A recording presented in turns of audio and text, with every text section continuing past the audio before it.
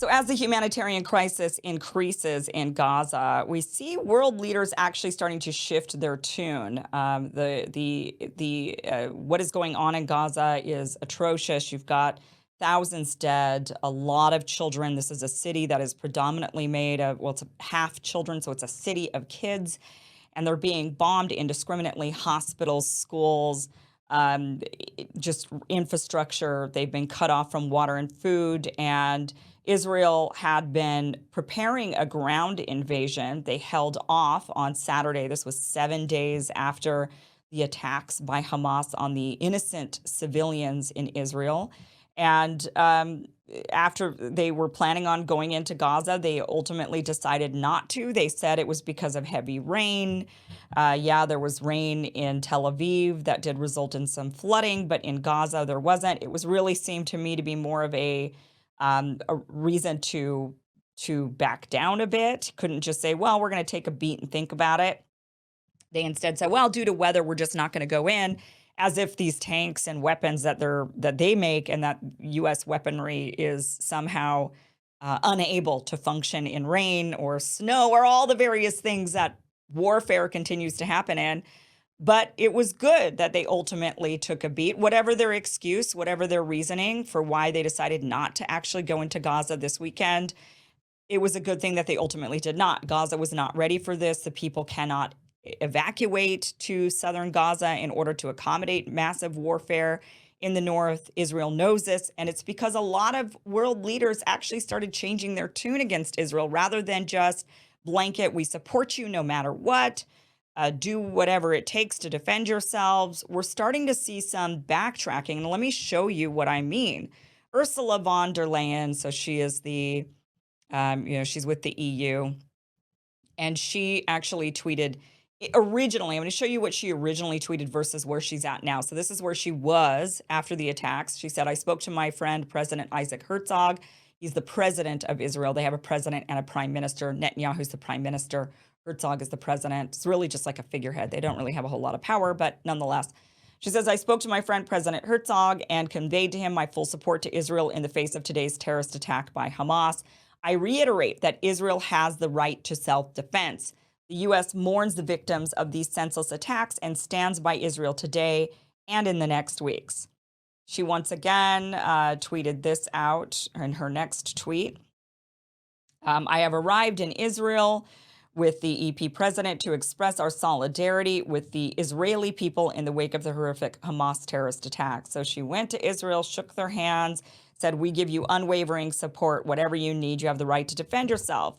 Well, then there's been mass protests that have erupted all throughout Europe. There have been a lot of other European leaders who do not agree with Ursula von der Leyen, who have said, no, these are war crimes. This is going too far.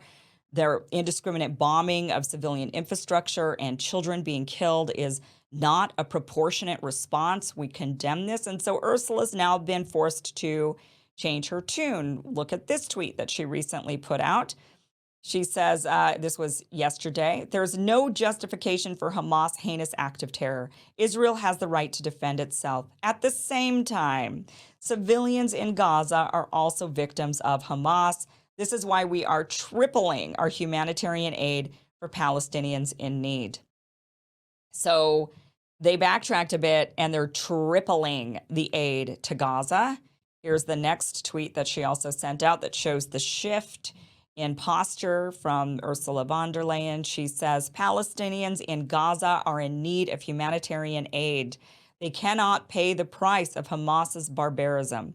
On top of tripling humanitarian aid for civilians in Gaza, we are organizing an EU humanitarian air brigade to Gaza through Egypt with the first 2 flights this week. So a lot of pressure must be coming in because not only are they tripling aid, but now they are sending in an air brigade in order to get the aid to the Gazan people. So this is an interesting shift from unwavering support. You absolutely have the right to defend yourself to, wait a minute, this might not be quite defense, and the Gazan people shouldn't be paying for this because that would be civilians paying for the price of somebody else's crimes. That's collective punishment, and not so fast. Antony Blinken, interesting, our Secretary of State, has now gone to Israel twice. The first time he went, he was giving unwavering support, saying, "We support you. You have our full support of the United States." And even did a speech saying, "I'm a Jew and my family was persecuted. And so I'm not only here as an American, as the Secretary of State, but I'm here as a Jewish man to tell you that we support you completely." He then had to go back to the Middle East because the other Arab nations were saying, wait a minute, this is a humanitarian crisis. This is collective punishment. This is against international law. We are not okay with this. And we're ready for battle if Israel continues to harm these innocent Palestinian children and civilians. So Blinken went back, and he's in Israel now. I believe he might be on a plane back to the United States at this point, but he went around visiting all the various different Arab nations. They all sat him down and said, sure, Israel has the right to defend itself proportionately. This is disproportionate what they're doing. So he tweeted this out. He said, the message that I bring to Israel is this. This is what he was saying. You may be strong enough on your own to defend yourself, but as long as America exists, you will never, ever have to. So he says this, like, yeah, you might be able to fight your wars on your own, but you don't have to. I guess we'll just give you U.S. aid and troops because Israel's provided us with so many troops throughout the many wars. No, wait, they've never given us a single troop for any of the wars that the United States has fought in. Israel has not provided troops to Afghanistan. They did not provide troops to Iraq. They didn't provide troops to Vietnam or South Korea. In fact, in Korea, they sent orange juice, literally. But nonetheless, if they're fighting a war, we'll help them, even though when we're fighting a war, they don't help us. I don't understand that logic, but it is what it is. He then changed his tune. Now, after he went around to all the Arab nations, and this is what he then says. This is actually, this is a video clip we're going to play for you of now what Blinken is saying and how he's reacting to everything going on in Israel. Here it is. We came here with 4 key objectives: to make clear that the United States stands with Israel, to prevent the conflict from spreading to other places, to work on securing the release of hostages, including American citizens, and to address the humanitarian crisis that exists in Gaza. We started, as you know, in Israel, and it was important to make it very clear that the United States has Israel's back. We will stand with it today, tomorrow, and every day. And we're doing that in word and also in deed. I spent time with Prime Minister Netanyahu to go through the needs that Israel may have to make sure it can effectively defend itself. And you've already seen a lot of that assistance moving forward, and that's a conversation that'll continue. Israel has the right, indeed it has the obligation, to defend itself against these attacks from Hamas and to try to do what it can to make sure that this never happens again. As I said in Tel Aviv, as President Biden has said, the way that Israel does this matters. Needs to do it in a way that affirms the shared values that we have for human life and human dignity, taking every possible precaution to avoid harming civilians. After we left Israel, we've gone now to, I think I've lost track, but to 6 countries in the region: Jordan, Bahrain, Qatar, the United Arab Emirates, Saudi Arabia, now here in Egypt. And the purpose of seeing all of our partners was first and foremost to listen to them, to hear how they're seeing this crisis, and to look at what we can do together to deal with many of the concerns that it's raised. Okay, so a couple of things I want to point out there. So first of all, he says, Israel has the right and even the obligation to defend itself, and I agree with that. Absolutely, you have an obligation to the citizens of your country to ensure that they are not harmed. Israel has the obligation to do this, not only the right to defend themselves, but to spare their citizens' lives. That needs to be in proportion, and that is what Blinken says. However, how they go about this matters. They cannot just then just bomb a bunch of civilians and say, well, this is what you get for what you did. You pay the price for the crimes that you've committed, for the crimes that Hamas commits. All the civilians, the Palestinian civilians, have to pay for this. I want to point out something else in this. So he mentions that he visited 6 different countries in the region Jordan, Bahrain, Qatar, Saudi Arabia, United Arab Emirates, and Egypt. I hear a lot online, and this is something that we'll cover tomorrow, but Robert F. Kennedy Jr. also said in his speeches that he's been giving recently, that the reason that there's support for Israel is because it's our one ally in the region, that it is, necessary because we need an ally in the region. We need an, for whatever reason, we need an ally in the region. However, Blinken just visited 6 of our partners. We have 6 other countries in that region who are friendly to the United States, who we can step foot in, who absolutely also would not want to see Iran necessarily growing stronger and taking over the region. They don't have any interest in that either. And so this notion that Israel is our only partner and they're like this aircraft carrier in the Middle East, and that's why we've got to support them, is kind of bizarre considering the more the country that actually matters the most to the United States and to our sovereignty and our and just the value of the dollar would be Saudi Arabia, actually the country that we made the deal with to sell oil exclusively in US dollars, so that propped up the value of the US dollar. We have more of a partnership with Saudi Arabia than really any other country almost in the world, for that reason, for that one reason, that they're propping up the value of the US dollar by ensuring that trade happens in that dollar, meaning all the countries want to get their hands on dollars, making it very valuable. So it's just kind of a bizarre thing. I just wanted to point that out. Now, Biden, again, in his 60 Minutes interview, reiterated this same sort of thing that Blinken is saying. And he said that it would be a big mistake for Israel to go in and occupy Gaza. This could be the reason why Israel ultimately did not go in. They do not have the support of practically anyone, not even the United States. The U.S. is kind of saying, we don't think this is a good idea. He says that what happened in Gaza, in my view, is Hamas, and the extreme elements of Hamas don't represent all the Palestinian people. He said he believes Hamas should be eliminated entirely, but that there needs to be a Palestinian Authority. There needs to be a path to a Palestinian state. So again, reiterating, you got to do this a certain way. You can't just go about doing this the way that you want, leveling them, taking them out, making them pay. This is part of the Israeli.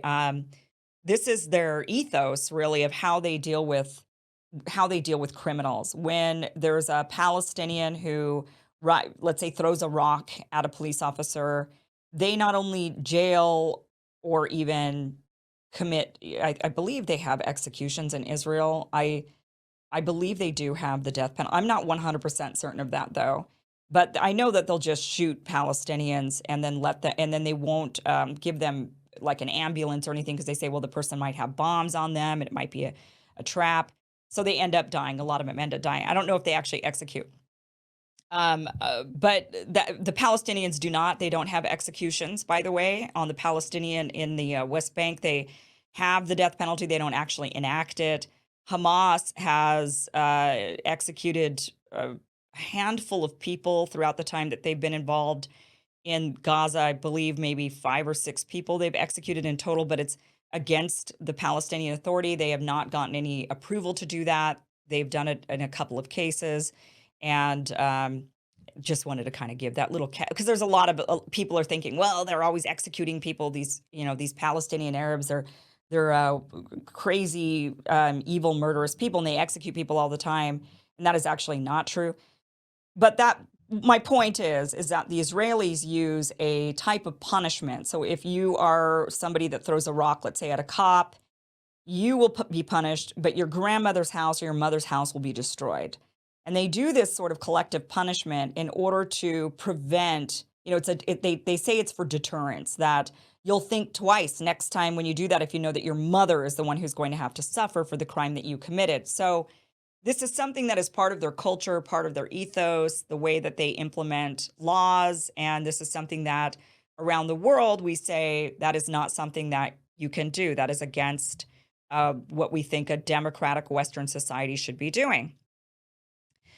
Let's go on here. The Spanish minister calls for a criminal investigation into Netanyahu. This is so Spain is not backing what's going on with Israel. They're actually saying that this is the Spanish Minister of Social Rights. in a video statement, said that is encouraging the Spanish government to launch a petition for the ICC to investigate Netanyahu over allegedly carrying out a planned genocide in the Gaza Strip in retaliation for the October surprise attack by Islamist military group Hamas. So you've got the Spaniards coming out saying, not only do we think this is wrong, but we want to drag your ass to criminal court. Okay, let's go to the Irish. The Irish, they're a very feisty bunch. The foreign minister has come out also saying they've issued a statement saying that this is wrong. You cannot do this. They say, this is the statement from the Department of Foreign Affairs. I am deeply concerned at the situation in Israel and the occupied Palestinian territory. The death toll from the brutal terrorist attack by Hamas in Israel last Saturday has now reached over 1,300, and the Israeli authorities have confirmed that at least 126 hostages have been taken to Gaza. That's actually now been up to about 200 people. At least the Hamas has confirmed 200, and they claim that they've got 50 more, not themselves, but other rebel groups in Gaza. And so there's about 250 hostages in total. They say that they'll release them when the time is right. I don't know when that would be.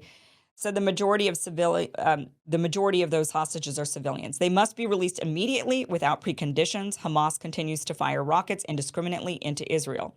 Over 2,200 people, of which at least 700 are children, have now been killed in Israeli airstrikes in Gaza, with many more wounded. The UN Secretary General made it very clear yesterday, even wars have rules. International humanitarian law exists for a reason. Its overarching aim is to protect civilians, all civilians everywhere. The rules are clear, and they apply to all parties, to all conflicts everywhere, state actor and non-state actors alike. The decision by the Israeli military to tell the entire civilian population in the north of the Gaza Strip to move southward for their own safety is deeply dangerous and impossible to implement. The UN has been very clear it is not possible for such a move to take place without serious humanitarian consequences and the likelihood of a catastrophic situation. There is no doubt about the brutal criminality of Hamas and their utter disregard for human life, including the lives of their fellow Palestinians. But we absolutely must distinguish between Hamas and Palestinian civilians in Gaza. So they go on to say, under international law, Israel has a right to defend itself from attack, but this must be done within the parameters of international humanitarian law. I welcome Secretary of State Blinken's clear remarks on this during his meeting with Prime Minister Netanyahu. So they're saying you desperately need to follow these laws, is what they're claiming. I want to play this clip for you. This is the Irish going at it. So in our country, the debate has been about whether or not Gaza should be leveled. I mean, that seems to be a big part of the debate here in the United States. It's, does Israel have the right to just go full bore and do whatever they want when it comes to responding to the horrible, horrific acts that happened on October 7th? The Irish don't argue about that so much. They're saying, yeah, that's wrong.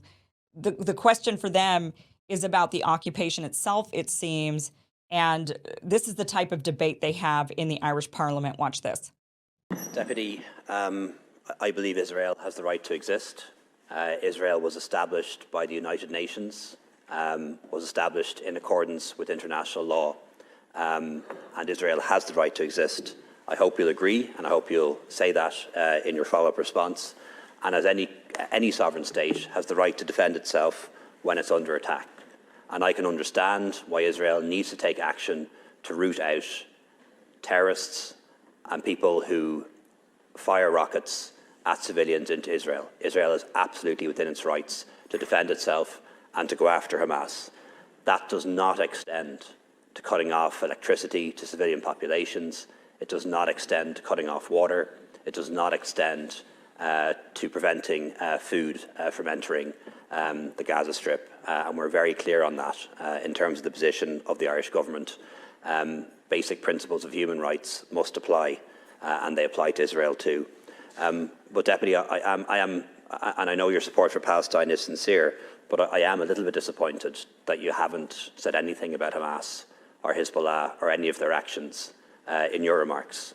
In fairness to Deputy MacDonald, she did, as did Deputy Batchik, and I would like to give you this opportunity to add to what you said earlier, not to take any of it back, but just to add to what you said earlier by saying that you accept that Israel has the right to exist, that has a right to sovereignty and statehood and security, and that you agree that the actions of Hamas and Hezbollah for decades, targeting Israeli civilians, kidnapping Israelis and others, that those actions are wrong, have contributed to the conflict and have made it harder to find a solution. I want to see an end to all killing, all violence, all death, and the release of all prisoners and hostages. But you see, the problem here is that I do not believe that an apartheid regime has the right to exist anywhere. I do not believe that a regime that engages in ongoing, daily, weekly, monthly, ethnic cleansing of another group of people based on their race or ethnicity, which is what Israel is doing, has the right to perpetrate those crimes. These are crimes against humanity. This is a regime for decades has denied UN resolutions calling for the right of Palestinians, millions of them, ethnically cleansed since 1948, living in refugee camps in Lebanon, Syria, Jordan, cast to the winds of the world, denied statehood, denied identity, denied history, and they have the right to return, but Israel shoots them down if they try and assert that right, as happened in the Great March of Return. Let's remember that. Peaceful demonstrations in 2018 by the people of Gaza, attempting to assert their right to return, shot down. The UN at the time called for investigations on that episode for war crimes and crimes against humanity. Will you call for sanctions against the apartheid regime of Israel? Will you call for the European Union and the United States to stop arming that regime to commit war crimes and crimes against humanity? Of course you won't. Of course you won't. Okay, let's move on to Colombia. So that's the Irish going at it. Colombia has gone really extreme. They're actually expelling the Israeli ambassador. The president of Colombia came out saying, "We do not support genocide. We're not going to support genocide, and what they're doing. This is what they're doing." And the Israeli ambassador and the president of Colombia went into a back and forth on this, and the Israeli ambassador was very offended. And so ultimately, Colombia lashed out and said, just get out. Just get out of our country then. We don't need to deal with you. And Israel has said that they're going to cut off certain trade that they're doing with Colombia. And Colombia basically has said, good riddance. We don't care. That has been the tone. So Colombia, I think, has taken the most drastic response to all of this. They have been, they're willing to expel the Israeli ambassador, and they're willing to even end trade with Israel. So they're quite extreme on this. Putin has, we're going around the world here looking at what the various different leaders around the world, what they're saying. Putin, so this one's interesting because Russia historically has a very good relationship with Israel. Most of the immigration into Israel came from Russia, USSR. So there is a lot of ethnic Russian speakers in Israel. They have a real strong bond. Israel also refused to condemn Russia and the invasion in Ukraine because of this relationship. So it's interesting what Putin has to say about this, but he's saying that he wants talks to happen. He's calling for peace and calling for de-escalation, which is interesting. So make of that what you will, but he is calling for de-escalation in the Middle East. The Kremlin said that they are expressing their willingness to work towards ending the Palestinian-Israeli confrontation and achieving a peaceful settlement through political and diplomatic means. They have an interesting relationship. So Russia has a relationship with Palestine, with Israel, also with Iran, with these various different players, Syria, with all of the various different players in the region who are feeling aggressive at this point towards Israel. And so Russia's in a unique position to be able to calm tensions down.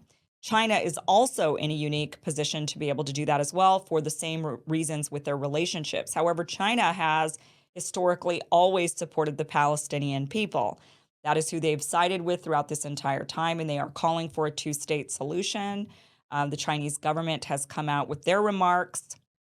This is from the foreign ministry spokesperson saying China is deeply concerned over the current escalation of tensions and violence between Palestine and Israel. We call on relevant parties to remain calm, exercise restraint, and immediately end the hostilities to protect civilians and avoid further deterioration of the situation. The recurrence of the conflict shows once again that the protracted standstill of the peace process cannot go on. The fundamental way out of the conflict lies in implementing the two-state solution and establishing an independent state of Palestine. The international community needs to act with greater urgency, step up to input into the Palestinian question, facilitate the early resumption of peace talks between Palestine and Israel, and find a way to bring about enduring peace. China will continue to work relentlessly with the international community towards that end. So they are calling for a two-state solution and saying this needs to be happening now. And the big question is, why hasn't it happened? India. So Modi is very, very anti. Some people say he's an Islamophobic guy or whatever.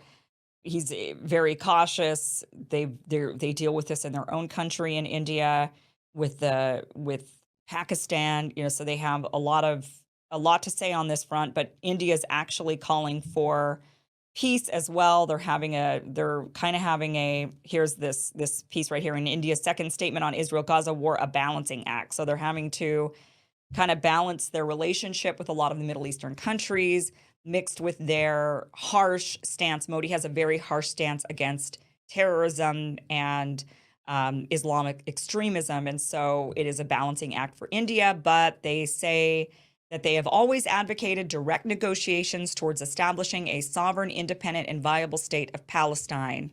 So they're saying that is, that's their statement that they've come out with. It's interesting, though, that a lot of these statements are not saying Israel has the right to defend itself at all costs. It could do whatever the heck it wants, right? We're not hearing this from the international community. We're instead having a discussion about the Palestinian question, about the two-state solution, about calling for peace. That is what they're saying, comparing that to the United States and how the United States talks. In fact, let's go ahead and play Ron DeSantis. This is what DeSantis has to say. To that point, you've made it very clear that you do not think the U.S. should take in any refugees from Gaza. One of the reasons you gave for that is you said that all the people in Gaza are anti-Semitic. You have received some pushback on that, including from some Republicans, including some of your Republican opponents. Nikki Haley, for example, said today that, quote, America has always been sympathetic to the fact that you can separate civilians from terrorists. She also said that many of these people want to be free from this terrorist. That's not the question. It's not the question of whether they're all terrorists. In Gaza, they teach the kids to hate Jews. If you look at the textbooks, Israel is not on the map of the Middle East. And so this is embedded in the culture. I think it's a very toxic culture. I think that's part of the reason Gaza turned to Hamas. And the idea, they elected Hamas, and there's a lot of support for Hamas there. So that's a very toxic culture. Okay, so he's saying they're just bred this way. They're taught this from birth, and they're bred this way. And so it's a toxic culture and therefore a toxic people. And he doesn't want to have anything to do with them. And he supports Israel 100%. And by the way, Hamas hasn't had an election in almost 20 years. So the majority of half of Gaza's children, they definitely did not elect Hamas. Yes, there is support for Hamas. I don't know if it's majority support like it's claimed. I know it's not majority support in the West Bank for Hamas. But a lot of people, even when you ask people who do not support Hamas in the West Bank, the Palestinians, they say, well, what other option do the Gazans have? They're living in a prison. They're under assault. They don't have a lot of options for who would protect them. And they ultimately, when they did have an election, they voted in Hamas because Hamas agreed to protect them and they wanted a protector. And so they went with the strong man, the conservative strong man in the region that said, we'll protect you. And that's what they went with. And for a reason. Here's Lindsey Graham. This is why the Palestinian people feel like they need this kind of protection. It's because of statements like this. Watch. We're in a religious war here. I am with Israel. Do whatever the hell you have to do to defend yourself. Level the place. Level the place, he says. Here's Nikki Haley. I think I might have played this for you last week, but it's an oldie but a goodie. So watch this one from Nikki Haley. this is not just an attack on Israel, this is an attack on America, because they hate us just as much. And what we have to understand is this is the reason that we have to unite around making sure our enemies do not hurt our friends. America can never be so arrogant to think we don't need friends, just like we needed them on 9/11. That's why Ukraine needs us when Russia's doing this. That's why Israel needs us when Hamas and Iran are doing this. And I'll say this to Prime Minister Netanyahu, finish them. Finish them. Hamas did this. You know Iran's behind it. Finish them. They should have hell to pay for what they've just done.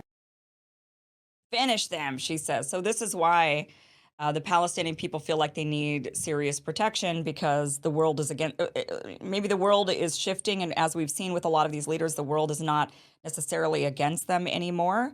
But certainly the mightiest military in the world is. And that is, they watch our political leaders like DeSantis, Lindsey Graham, Nikki Haley say the things that they're saying. And they feel like we have to do what we can to defend ourselves, even if that means going with these really radical people in the country. They're put into a very precarious position. There is no doubt about that. It's interesting, though, that, Nikki Haley makes this comment of they don't like Americans, they're against Americans, yet the Palestinian people have been accepting Christian tourists and Americans into their country for decades upon decades upon decades. The holy sites are predominantly in the West Bank. Muslims actually have been protecting the holy sites because Christians were fighting over them for centuries. Muslims actually took over the holy sites, like the Church of Holy Sepulchre. That's Jesus Christ, where he was crucified. The church that is there, the Christian factions kept fighting over that site, basically about to destroy each other and the site itself. And so it was the Muslims that took it over. 2 Muslim families still hold the keys to the Church of Holy Sepulchre, and they're the ones who actually manage the place to ensure that the Christians don't burn themselves, each other, and the church down. So you've got this group of people who've been maintaining the holy sites for all 3 different religions for decades, centuries, actually, and with tourists going to tour these holy sites. And there's never been really any problem. So to think that these Palestinian people are against Americans, they hate Americans, it's nonsense. There's no indication of that whatsoever when you go and take a trip to the Holy Land to go to the various different holy sites. So it's, the narrative is kind of interesting that we're seeing, but what we are seeing is a narrative shift. We are seeing throughout Europe and throughout much of the world that there is a shift on Israel, not telling them they could just do whatever they need to do in order to defend themselves, but to say, look, you have to respect the rights, human rights of people who are under your control. They've been under your occupation for a very long time. You are in control of them. You've put these innocent people in a prison, and these innocent people are now being bombed because they have, of course, some radicals that rise up amongst them that then want to hurt you. That is what happens inevitably if you imprison innocent people. If you imprison children who've known nothing but growing up in those conditions where their eyes are getting shot out and their arms are being shot off, they're eventually going to hate you. That is what happens. And that is unfortunate. And we've got to take steps to correct that and somehow unwind that. That is absolutely what needs to happen in the world.